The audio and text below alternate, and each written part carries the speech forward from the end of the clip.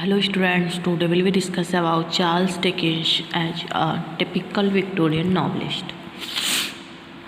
Charles Dickens represents in his works the various virtues and vices of the Victorian novel. We do not mean a school or class of novel with common conventions and traditions which came to an end with the reign of Queen Victoria.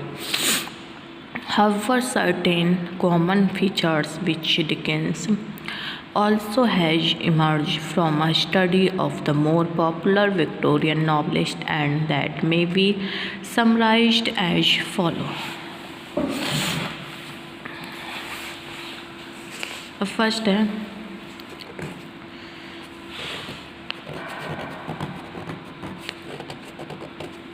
Dickens some typical faults. Okay.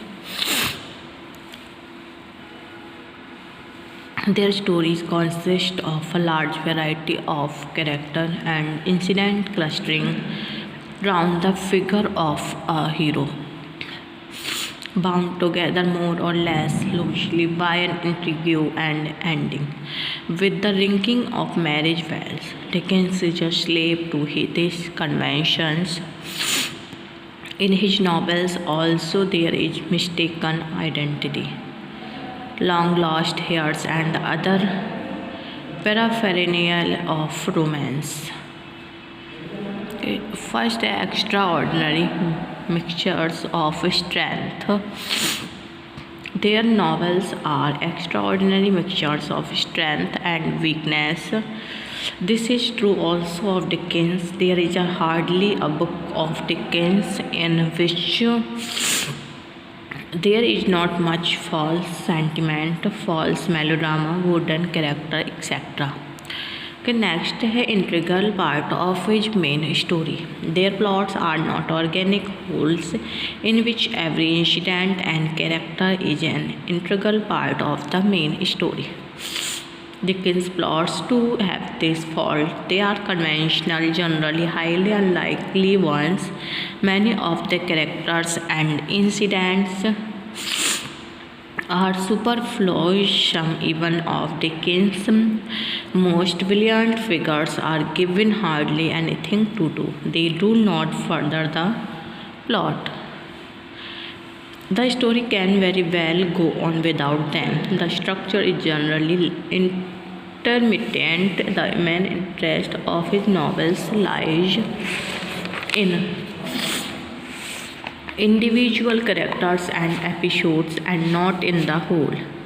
He does preserve unity of tone. Next है his pathos is generally overdone. He tries to writing an idea from the situation. From example, in the case of Little Emily, Dickens not only underlines the pathos in the situation, he tries to increase by the addition of foreign elements. He shrouds the story in atmosphere or portentous tragedy and reacting against the ridiculous excretion. The reader ceases to feel Emily is a story as pathetic at all. Next, he feels over his characters. His serious characters, with exceptions like David, are the conventional virtuous and vicious figure of melodrama. The good are perfectly good and the bad are entirely bad without any redeeming features. Okay.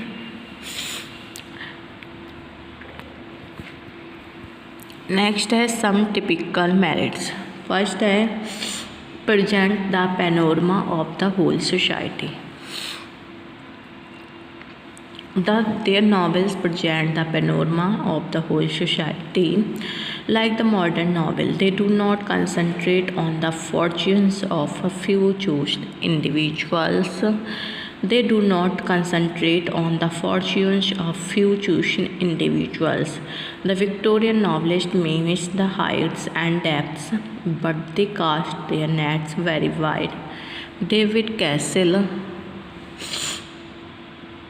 Though David Copperfield and Great Expectation deal with the life and fortunes of single individual, still they provide a panoramic view of the various aspects of life in Victorian England. Okay.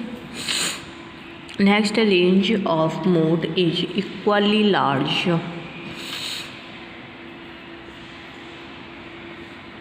Their range of mood is equally large. They ride equally for the train journey and for all time. They crowd realism and fantasy, thrills and theories, knock out farce and effects of pure aesthetic beauty. They do not specialize like the modern novelist does. In David Copperfield, we get sweets and sandwich pots of jam with their greased paper caps, cream and nut, and glassy apples. It appeals to different tastes and mood.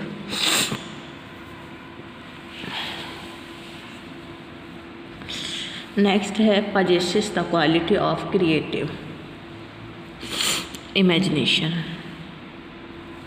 The Victorian novelist possesses the quality of creative imagination to a supreme degree. Their novels are not craft, indeed considered as craft, they are faulty. They are works of art, the result of that creative imagination and hence their extraordinary vitality. Dickens, for example, had a fantastic imagination. He exaggerated individual oddities and peculiarities. Anything grotesque would excite his imagination and set it working. Some aspects of life cannot be exaggerated in this way. About them, Dickens cannot write so well. This is another limitation of his range. He can write only of those aspects of life which are capable of fantastic treatment. If he describes a character without exaggeration, as in the case of Agnes, the character remains colorless. Dickens' world is therefore not lifelike, but it is extraordinarily alive. This is so because he was exceptionally gifted with creative imagination.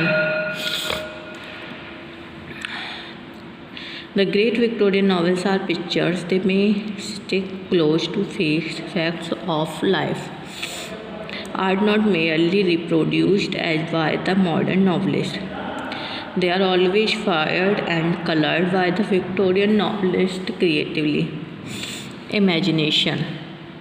The act of creation is always world is created, founded no doubt on the actual one, yet different from. A street in London, as described by Dickens, is certainly a street in London, yet it is a different too. For Dickens has used the real world to create his own world, to add a country to the geography of the imagination. As Walker points out, he is the romancer of London life, and his romance is found on reality. Okay. Next is creative imagination. The creative imagination also enables them to invent dramatic and picturesque incidents. As a picture is an invention, line and color, so are these brilliant invention of scenes and actions. Their incidents stir the heart and stick in the memory. Many such dramatic incidents rarely come to the mind of all readers of Dickens. Okay. Last, the unequal nature of Dickens' novels, the causes. In short, the Victorian novel is essentially unequal. It is a strange compound of strength and weakness. There are various reasons for this. The Victorian novel is still the novel is the first stage. It is in the tradition of Fielding and Smollett. It is still regarded as relaxation and entertainment. Not at all for serious reading, it is not yet a dominant literary form. The novelists do not take the genre seriously, and this account for its fault even the hands of such born storytellers as Dickens. Last है conclusion.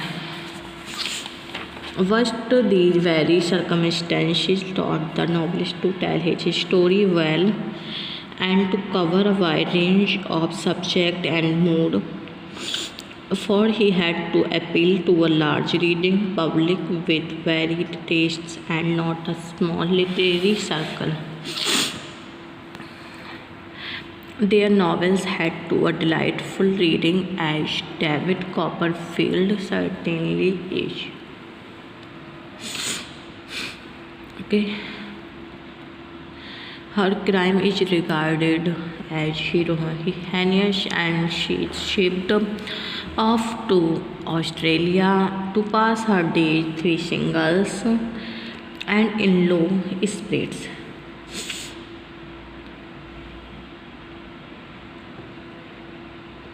Their moral views made it necessary for the novel to avoid any detailed or frank treatment of the animal side of life. Sex was therefore taboo. For this reason, little Emily lapsed from virtue is shrouded in an atmosphere of drawing the vines and lowering the voice.